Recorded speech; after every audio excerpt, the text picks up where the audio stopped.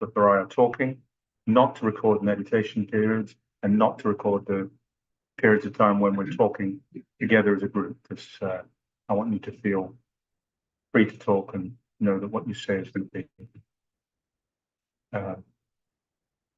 held within this container. I think that's working.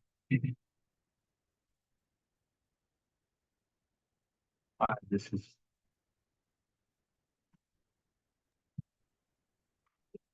sorry about that. All right, apologies for the interruption. Charlie, this is for you. Okay, so death is a friend. Death is somebody we need to become close to. So Buddhism, what has Buddhism to say about this?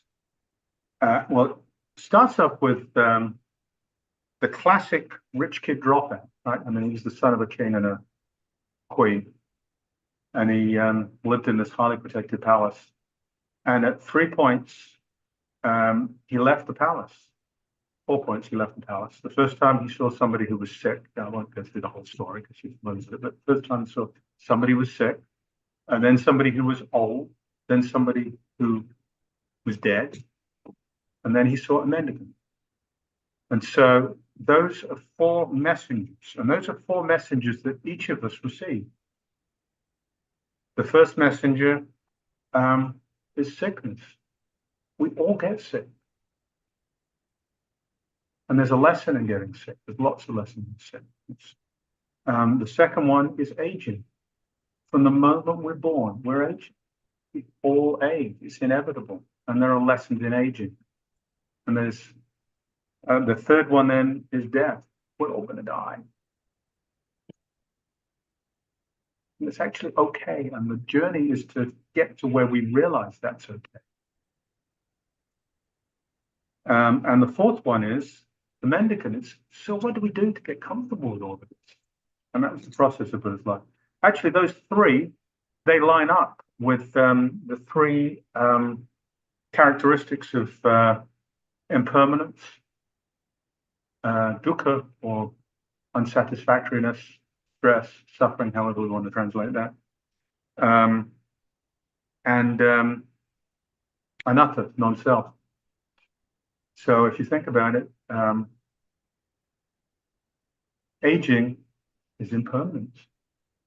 Exactly what it is. Aging simply describes impermanence. Or impermanence is an adjective that can be used to describe aging. Sickness, what is that if it's not dukkha? And sickness is arguably just a good translation for dukkha. And death, there's nothing here to hold on to. That's the ultimate non-self. So I don't think it's an accident that Buddha had these 3 messengers, and that we have these 3 characteristics. So Buddha spent years searching for a solution to the dilemma of what is the meaning of life, really? And he found a way out. This is his release. This is his nibbana. And as a doctor, and at the time, you know, he's kind of a shaman. And in that culture, I suspect, as in many of the shamanic cultures, he was actually a doctor. It's not like this was a kind of a medical characterization of something by somebody who wasn't in that realm. He was probably looked on as, you know, many spiritual people were, as kind of a physician. The 4 Noble Truths, which is the way he characterized his teaching, was diagnosis of the problem, that there is a problem. What is the problem? What is the cure? And, you know, that there is a cure, and what is the cure? So those are the 4 steps. There is a problem. It's called dukkha. And if we didn't have dukkha, none of you would be here today. This just wouldn't be a conversation we needed to have. There is dukkha. That's the problem. What is the cause of dukkha? The second thing we're going to talk about. And then the third point is there is a way out of this. And if you didn't fundamentally believe there was a way out of this, you wouldn't be here either. We're going to talk about that statement. And the fourth one is, so what is the way out? And the way out of this, in part, is understanding the other 3. So the other 3 really are important. We can't just jump to what's the way out of this, because the way out of it is in part understanding those other three. But in many ways, what Elizabeth and I will be talking about today will be wrapping ourselves around the four truths. The solution shows up in many different ways in Buddhism. In Tibetan Buddhism, we have what is often called the Tibetan Book of the Dead, more properly called the Great Book of Liberation by Hearing. And it's not actually a single book. There's a collection of texts. It's something like a dozen texts. It's an informal aggregation of texts, but it's something like a dozen of them. And they come together, and what fundamentally those are about is using the focus of the point of death and the bardo, which is that period of time between the moment of death and the moment of rebirth, using that period of time as a point of particular focus and practice, and being the place where one can escape this realm of rebirth, this cycle of samsara. But that's a particular and very intense approach.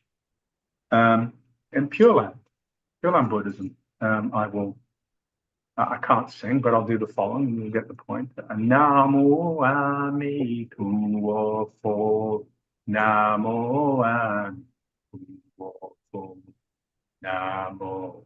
And it goes on. That's just four different phrases, and then you just repeat. Homage to Amitabha Buddha, who is the Buddha of the Pure Land. And in that practice, reciting that allows you to be seen by by what is now the Buddha, Amitabha, and you'd be reborn in the Pure Land. And in that realm, everything is crystal trees and ice cream and nice stuff. And you get lots of really nice teachings, and you stay there and receive these teachings until you wake up. Right? So that's one way that this Buddhist teaching has shown up. It's the going through the whole bodhisattva approach, which is beings who come to save us, and a particular version of that bodhisattva is then somebody who made this eternal vow that I will save all beings, and I'm not going to give up being reborn and coming back until I've got a Pure Land where I can save everybody. So if you believe in that system, commit yourself to that system, that's what happens. Zen has its own system, and there are lots of koans. Zen has a system of koans, and there are a whole series of koans that have to do with death and encountering death and responding to encounters with death. Fundamentally, Zen is very direct, and it's just jump right in. Just jump right in and you start asking questions. The Zen master will typically say, "Go sit some more," and that will go away too. And there is a fundamental truth in that, and it really is an absolutely fundamental truth, which is if you sit still enough, long enough, everything settles down. Everything becomes really still. And even the things that are really still, you spot that they're vibrating, and they settle down. Everything becomes totally still. And at that point of total stillness, all there is awakened mind. And you realize none of the rest of this is real. So you let it all go. And the fear is gone. We chant every Sunday, far beyond all inverted views, one realizes nirvana. I can't remember the line, but it's beyond fear. In the middle there, between the two Prajna and Paramita word phrases, it's we're leaving behind all fear. And that's what this practice, that's what the Zen practice is about. It's about directly encountering all of these experiences and just letting them go. Until finally there's nothing left and we're free. Nirvana is basically freedom. That's what that really means. There's a longer story about it. We're going to be focusing today, Elizabeth and I, primarily on texts from the Pali Canon. That's not exclusively. Elizabeth has some lovely chants that she's going to be bringing up later, which come from across the spectrum. And she also has some Japanese death poems, which she'll be working with. So it's not exclusively out of the Tibetan tradition, but we will be using the Tibetan tradition, the Pali tradition a lot. Because one of the wonderful things about the Pali tradition, which really lends itself to this setting, This is a graduated teaching. There's a lot of structure in there. And the structure allows us to talk about it and work together. And it gives us more of a scaffolding to work with to incrementally move towards this release. Because, asking folks over the course of the day, you come in here, you're coming here because what is this death thing? How do I deal with that? Okay, just let go. That's really not very helpful in the construct of a one-day session. So doing things that kind of help us towards along that way. So, okay, you leave the day and you've not completely let go, but you've got some greater comfort. There's some things you picked up that allow you to feel free. And there's some things you picked up that give you some more steps you could take afterwards. That's probably more helpful. So the Pali construct lends itself more to that, which is why Elizabeth and I are going to be using that. There are 3 particular suttas in the Pali tradition that I will mention right now. There's a 4th one, which is one Elizabeth will be using extensively, which is the Mahaparinibbana Sutta, which is the sutta about Buddha's death. There are 3 that I'll mention up front, which are suttas that are healing suttas. And each of these, somebody is sick, they receive a teaching, and abracadabra, they're cured. So the first one is the Ratana Sutta. Ratana means something like jewel. In the Ratana Sutta, there's a village there's a bunch of people who are sick, there's a bunch of people struggling, and I'm not sure, I don't remember who goes in and teaches. I'm not even sure if it's clear who goes in and teaches, but somebody goes into the village. It's either Buddha himself or Ananda or one of his senior disciples, goes to the village and talks to them about the 3 jewels, 3 refuges, taking refuge in Buddha, Dharma, and Sangha. Just really settling in on taking refuges, settling in on the safety of the refuges, allows the people in the village to be healed. The second one is the Mahakashapa Bojjhanga Sutta. Bojjhanga is the 7 factors of enlightenment, which you don't have to know. It's another one of those lists, and it's a useful list. And it's one that's used a lot of the time because 3 of them are sort of active and engaged. 3 of them are calmer, so there's something to hold on to if you're overexcited, overengaged, something to hold on to if you need energizing. So it's a very balanced mix. But Mahakashapa was sick. Ananda said to Buddha, "What are we going to do? Mahakashapa is sick. Can you go help him?" Buddha said, "You go talk to him. Talk to him about the 7 factors of enlightenment." Ananda did. Mahakashapa got better. Later today, this afternoon, I'll talk about the Giramananda Sutta. And Giramananda is another one of those where somebody's sick. Ananda shows up to Buddha and says, "What do we do about this?" And Buddha says, so go talk to him about these 10 factors, these 10 perceptions. And if you talk to him about these 10 perceptions, he might get better. And guess what? You guessed. So I'm going to move in just a minute into talking about the sutta that Elizabeth has got up on the screen. But before I do so, I want to just say a word of gratitude to Elizabeth here. This class was Elizabeth's idea. It was her idea, I don't know, 2 years ago, 3 years ago, a long time ago, probably longer than that. But then she and I started talking about it. And the whole structure, most of the content, this is all Elizabeth's work.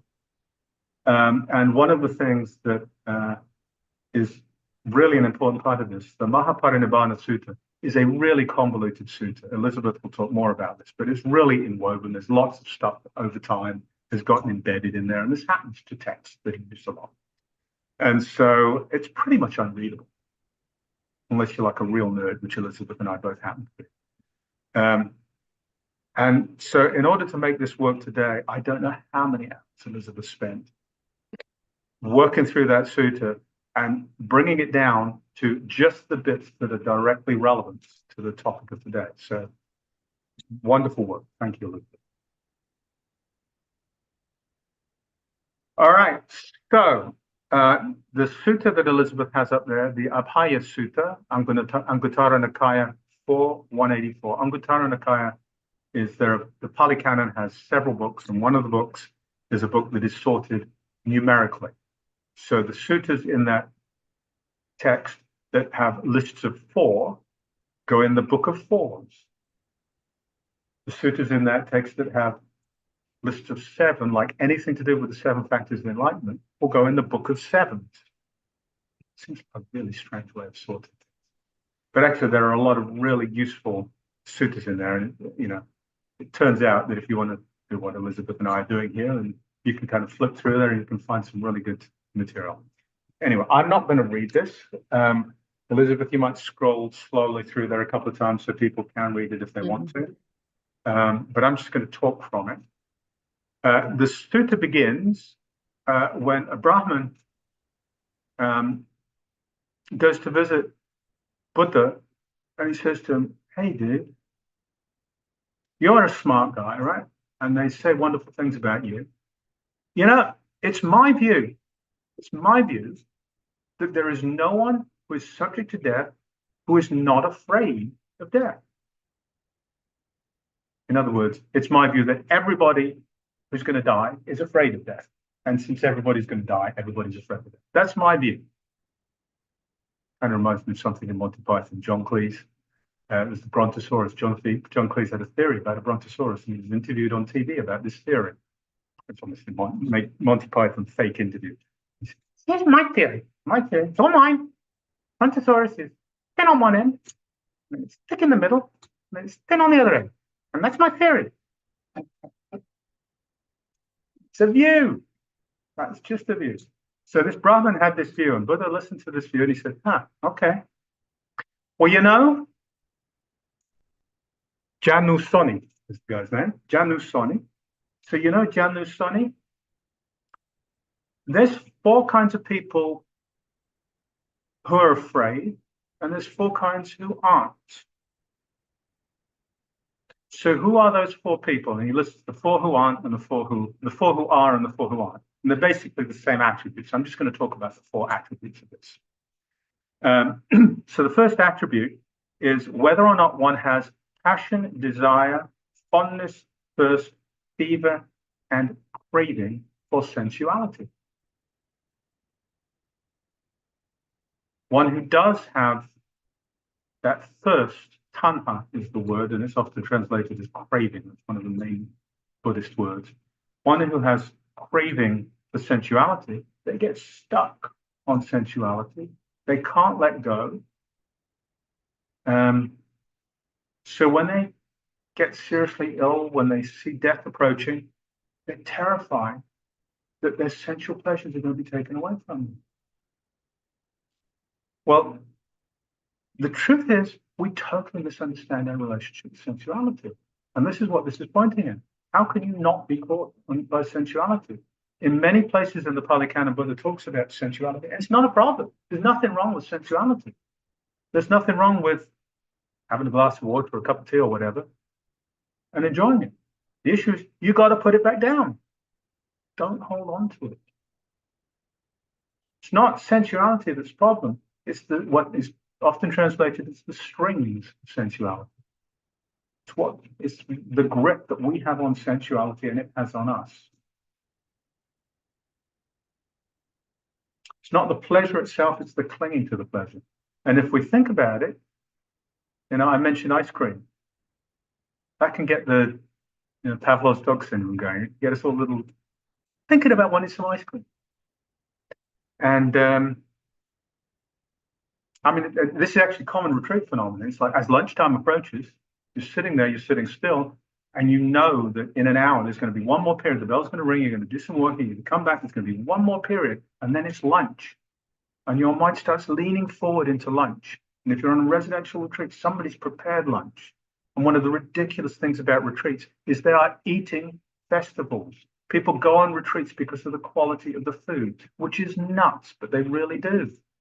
Because it's so much against what we should be doing. We should be quelling sensual pleasures. But people lean into lunch. People, me, everybody, you lean into lunch and start thinking, yesterday was really good.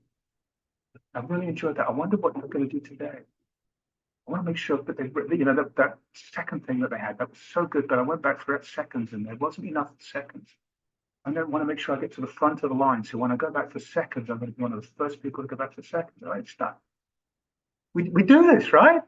bunch of people smiling because it rings true. And the problem here is it's not even the string of sensuality, it's anticipating the sensual pleasures. We spend so much of our time not even in the sensual pleasures, not even trying to shake them off because they're stuck to us, but anticipating them. How can that possibly be a good thing? How can that possibly make us happy? That lunch we're leaning into, we go get that lunch. It's never going to be as good as we dreamed it up to be. And in 5 minutes, it's gone. So it's just crazy. So if we have passion, desire, fondness, thirst, fever, craving for sensuality, we're stuck. Of course, we're going to fear death. We're not just fearing death, we're fearing every moment. Death is just the most intense concentration of all of those little fears we experience all the time. Because I just gave a couple. I'm afraid that I won't get good seconds. It's the same thing. And our culture, consumerism, our culture is based on exacerbating it. Our whole culture is based on driving us into sensuality, driving us to identifying with these things. So what we're talking about here is really countercultural, but it's really important to see this, because it is only by seeing this, by seeing how deeply conditioned and pervasive this clinging to sensuality is, that we can start to have the presence of mind to let go. Second category, the body. Those who have passion, desire, fondness, thirst, fever, and craving for the body, when it comes to serious illness, when it comes to anticipating death, they're going to be terrified of losing the body, or the body leaving them. There will be, in the words of the sutra, they will be tormented, weeping, beating their breast, and growing delirious. What is this body thing that we're so attached to? The five aggregates, you've all heard of the five aggregates. It's the five heaps, the five that also translates as like a trunk. Aggregates is kind of an unfortunate translation in many ways, but it's the one that's stuck. It's simply a way of describing this body as not being an integrated, coherent thing, but being just made up of stuff, made up of piles of stuff, mounds of separate stuff. And the separate mounds, trunks, heaps that were identified are form, something that's solid, form, something solid, something you can touch. Can be solid, can be fluid, can be solid, liquid, flowing, heat, cold. These are all things we can touch. Feeling, which is very simple in this language. It means, does it feel pleasant? Does it feel unpleasant? Or is it kind of bland? Is it neutral? Feeling, perception. That's what we do with feeling terms. When we feel something's pleasant, it's like, I want more of that. Leads into greed. Perception, I see orange, I see yellow, I see green, I see face, I see foot. These are perceptions. These are things I put around those initial sensory contacts. And then the fourth one is mental formations, which is a layer on top of that. It's just when we start getting more complicated in what we do with our mind. We start telling real stories, making up all sorts of stories. And then consciousness. And consciousness, we have this consciousness is like freedom. We all think we know what freedom means, but if we actually sit down and talk about it, we find we don't. It's this wonderful idea that's pretty much unexamined. And we find that we can be having conversations with people about freedom, and then we sit down and we realize we have radically different views of what it means. That we didn't realize the different views until we actually started talking about what it means. at the risk of political incorrectness in this country, there are broadly two freedoms that are completely polar opposites and are just generally not examined in this way. We just, oh, I want freedom. So one of those is freedom from exploitation. Liberation from slavery is an example of that. And there are a lot of isms floating around today. Not isms, what would I say? Phobias. Yeah, a lot of phobias, Islamophobia, for example. I mean, just there are a lot of ways we can label this, but minorities who are regarded oppressively by some people. So freedom from oppression, freedom from exploitation. The other is a freedom to exploit, which is fundamentally what capitalism is based on. Capitalism is fundamentally based on taking resources and using them. It's exploiting stuff. So these are totally different and, in fact, contradictory views of freedom. We don't examine them. Consciousness is complicated from the same standpoint. We think we know what it means, and we don't. We haven't really examined it. Consciousness, though, is actually kind of simple in the sense that we have the sense organs. We have 6 senses: eye, ear, nose, tongue, body, mind. And each of those sense organs engages with a sense object. I see a bell. I hear a bell. Consciousness is simply what happens between the object and the subject of that sense. That's all consciousness is. It's that moment by moment awareness, subject object come together. You can't have subjects and objects without consciousness because that doesn't compute. So the consciousness is the very thing that makes them subject and object. But for them to be recognized as subject and object, so consciousness arises with the subject and object of consciousness. So anyway, so back to the body. We've got the five aggregates that are just these heaps.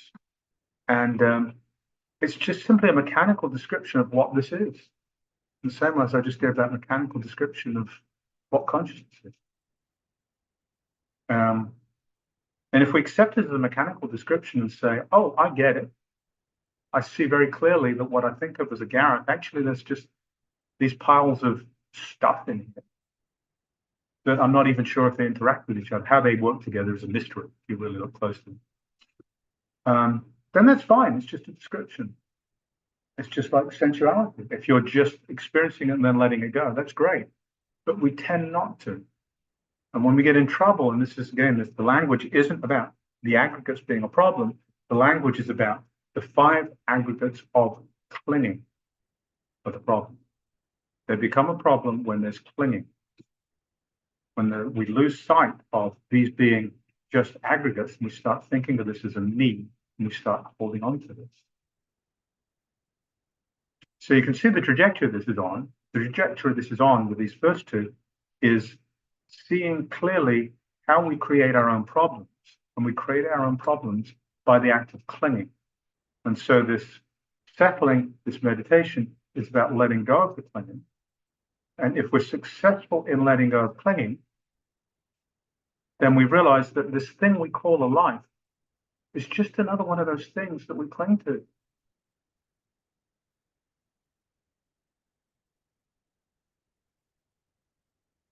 And the different extremes, on the one hand, Zen, the approach of Zen is just sit still enough, long enough, and oh, I get it.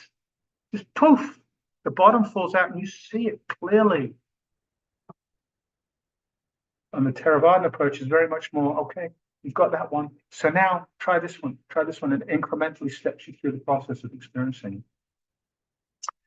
Third one on the list is, so the person who has not done what is good, not done what is skillful, has not protected those in fear. That person, when there's serious illness, does the wailing and gnashing of teeth thing, the beating of the breast, Oh my goodness, I'm so scared of what's going to come next. There's going to be consequences for this in the next life. And this is where, karma, belief in rebirth is foundational to this. But the point I made at the beginning about our legacy and what people think about us, it really holds true, I think. Most people I'm aware of, there is some level at which they want to be remembered as a good person. They want to be remembered as kind. They don't want to just be remembered as having had a really nice office or really good garden or having, made a lot of money. They want to be remembered as a good person. And so when we start getting into these done skillful things, protected those who are in fear, behaved, done good things, this does matter. It does matter. And superficially, this is an easy one to fix, right? Stop doing bad stuff. But that's hard in that so often we have a conflict between what's self-interest and what's altruistic and truly helpful for others. And to truly act in skillful, good ways requires not acting in a way that subverts this to that, but doesn't elevate this above. It requires a complete shift in mindset to where the other is actually me, where there's unity and diversity. This isn't getting rid of self and other. This isn't getting rid of the fact that there's, what have we got? 10 people plus me in the room, and I can't see how many on Zoom, but there's like, I think 14 people on Zoom or something. There's a bunch of people on Zoom. So it's not getting rid of the fact that there are all of these people, but it's adding to it and a totally different perspective that is simultaneously true, which is you are all me. Why would I not want you to be happy, just like I want me to be happy? Why would I not act in your interest as I would in mine? So it's not an either or, it's a shift. It's a radical shift so that our perception of what's good and what's skillful comes from that frame of reference, which brings self and other together in not to eliminate self and other, but with this high level sense of unity. Fourth on the list, so we've got sensuality, we've got the body, and then we've got not done what is good or skillful. Fourth on the list is the person who has not arrived at certainty with respect to the true Dharma.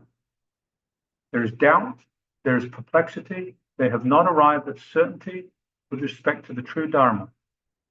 Or alternatively, there is no doubt, there is certainty with respect to the true Dharma.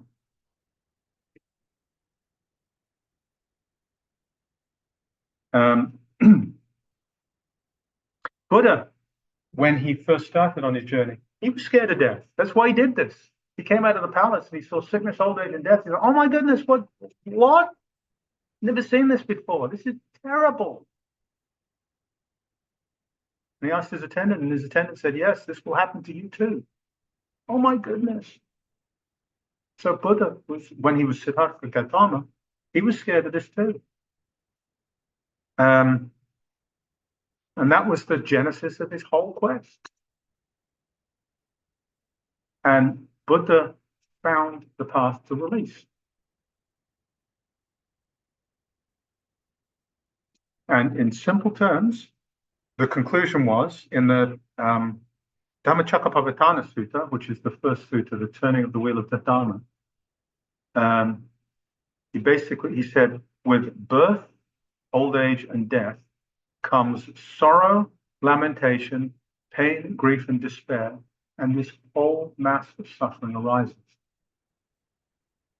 Given birth, we will have sickness, and we will have old age and death, and then all of this stuff happens. So the path is about stopping birth, actually. And if we stop birth, We don't have death. And that sounds kind of crazy, but we'll talk about that today. Um, and the way the Buddha talked about this was avoiding the two extremes. So talk about them in two different ways. Avoid the extreme of self-gratification, indulging in sensual pleasures, indulging in thinking this body is a beautiful thing. I want to make this body even more beautiful. I want to work out in the gym, or dye my hair, lose some weight, trim my beard, which I know is a little scraggly right now. So and have really nice food. Avoid the extreme of self-gratification, which we just talked about. We get stuck on that. That's a problem. The flip is avoid the extreme of self-mortification. I'm not going to get caught up on any of that. I'm going to let my beard grow long. It's going to be disheveled. I'm going to stop showering. I'm not going to care what I wear. None of this matters. Maybe even go to the self-flagellation that some of the Christian traditions have in the days gone by. Avoid those two extremes, because neither of those gets to peace. And instead adopt the middle way. And the middle way isn't a compromise. It's not a little bit of sensual pleasure and a little bit of self-mortification. It's avoiding those completely. Completely. It's adopting a radically different approach to life, which is avoiding getting stuck on either of those extremes. It's totally different. It's like dropping through into a different experiential level, different realm, different dimension. So the middle way isn't this compromise. It's a totally different path. And it's a path that has us examine what this thing called birth is. Because if we really understand what this thing called birth is, we realize it doesn't happen. It's a myth. There is no such thing as birth. And if there's no birth, there can't be anything to die. So there's nothing to worry about with regard to death. And the story about the practice about how we recognize that birth is a myth is the introspection. And I started talking about this as we talked about sensuality and the body. It's the introspection and the examination of this body, seeing what it is, what it isn't. And it's the examination of our relationship with the sense pleasures, relationship with the world, what that is, what that isn't, and seeing how we get stuck on it and the problems that causes. And that the things that we think give us joy actually gives us something that's really short-lived. It's a lot less pleasant than many other things we could be doing. Like finding peace. Peace is so much more pleasant than any sensual pleasure I have ever come across. And so perception shifts, and I'll talk the sutta that I'll talk about this afternoon, the Giramananda Sutta, is about perception. Our perception shifts, and it shifts from seeing a bowl of ice cream as something that gives us pleasure to seeing a bowl of ice cream as somewhere between uninteresting and a nuisance.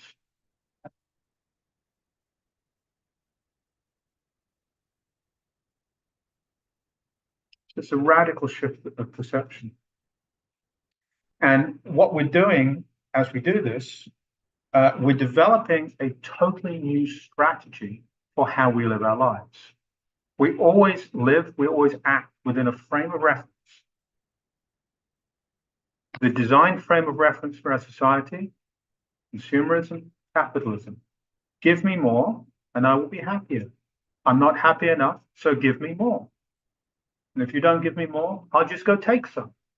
I'm being very crass and overstating the point, but that's our culture is driven by the perception that more stuff will make me happy.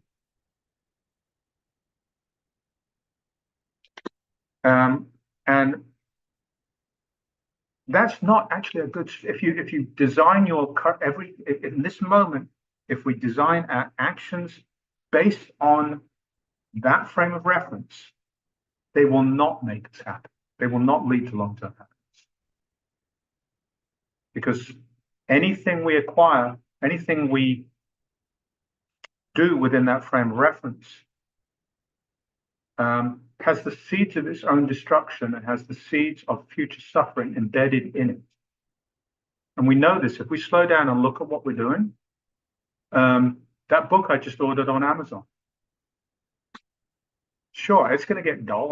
It's like it's another one on my shelf. I've got this little thing where I'm not allowing myself to have too many, so I've got to get rid of a book. What am I going to get rid of? It's just like, no, it's just unnecessary noise going on up here. The book's not going to fix a thing. It's just not. Even less the nice meal I'm going to go out for with Beth tonight. That's my one. It's not. So designing our lives around that frame of reference is not going to lead to long-term happiness, is not going to lead to us being in a place where we can confront death. Confront is then the wrong word, where we can have a relationship with death that's a relationship of equanimity. Fundamentally, it is a bad strategy for life. It is a bad strategy for how we act right here and now.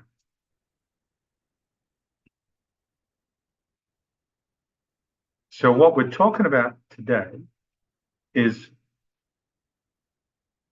recognizing that the frame of reference within which we operate, and we don't all operate from within that rather crass frame of reference I've described, but it is a pervasive one, and it's got some of that scaffolding, some of that structure is probably in pretty much all of our frames of reference for living.